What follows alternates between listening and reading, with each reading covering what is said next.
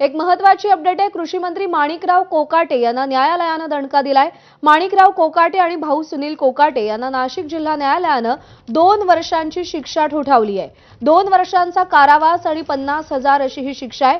माणिकराव कोकाटे आणि त्यांच्या भावाविरोधात गुन्हा दाखल होता। 1995 साली कागदपत्रांच्या फेरफार आणि फसवणुकी प्रकरणी त्यांच्यावर आरोप होते। माजी मंत्री तुकाराम दिघोळे यांनी ही याचिका दाखल केली होती। भारतीय दंडविधान 420, 465, 471 आणि 47 अन्वये त्यांच्यावरती गुन्हा दाखल करण्यात आला होता।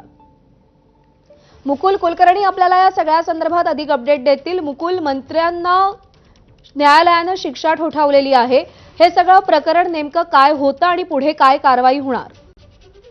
हे साधारणतः 1995 ते 97-99 दरम्यानचं प्रकरण आहे। माणिकराव कोकाटे आणि त्यांचे बंधू सुनील कोकाटे यांनी शासनाकडनं ज्या सदनिका मिळतात तर त्या सदनिका घेतलेल्या होत्या। त्यावेळेस त्यांनी सांगितलेलं होतं की आमचं उत्पन्न हे कमी आहे आणि आम्हाला दुसरं घर नाहीये, अशा स्वरूपाची माहिती त्यांनी दिलेली होती आणि त्या बदल्यामध्ये त्यांना ह्या सदनिका शासनाच्या माध्यमातून मिळालेल्या होत्या।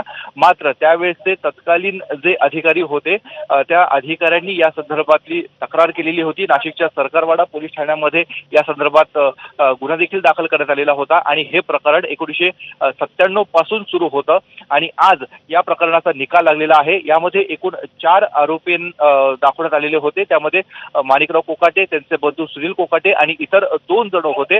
मात्र ह्या 2 जणांच्या बाबत कोर्टाने कुठल्याही स्वरूपाची शिक्षेची तरतूद केलेली नाहीये। मात्र माणिकराव कोकाटे आणि त्यांचे बंधू या दोघांना 2 वर्षाची शिक्षा आणि त्याचबरोबर 50,000 रुपयाच्या दंडाची शिक्षा ही ठोठावण्यात आलेली आहे। आता सध्या कृषी मंत्री माणिकराव कोकाटे हे नाशिकच्या जिल्हा न्यायालयामध्ये आहेत। जी पुढची प्रक्रिया आहे जामिनाच्या संदर्भातली म्हणा किंवा दंड भरण्याची प्रक्रिया, ही पुढची प्रक्रिया आता त्यांच्या माध्यमातून पार पडली आहे। मात्र सरकारचे जे मंत्री आहेत त्यांना एक फार मोठा दणका बसलेला आहे। म्हणजे शासनाचे घर दिले जातात, जे गोरगरीब असतात, जे गरजू असतात त्यांना ह्या घरांचं वाटप केलं जातं। मात्र त्याच घरांमध्ये अशा पद्धतीने माणिकराव कोकाटे आणि त्यांच्या बंधूंनी घर ताब्यात घेतल्याचं देखील यामधनं स्पष्ट होत आहे। जे फसवणूक केलेली आहे सरकारची, त्यांनी फसवणूक स्पष्ट होत आहे। जे फसवणूक केलेली आहे सरकारची, त्यांनी फसवणूक केलेली आहे अशा स्वरूपाचे ताशेरे देखील त्यांच्यावर ओढण्यात